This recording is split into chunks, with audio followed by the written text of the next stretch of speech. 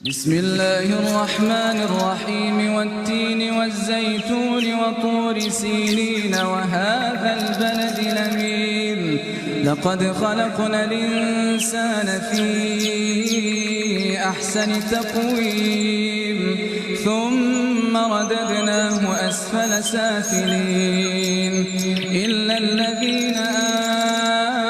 آمنوا وعملوا الصالحات فلهم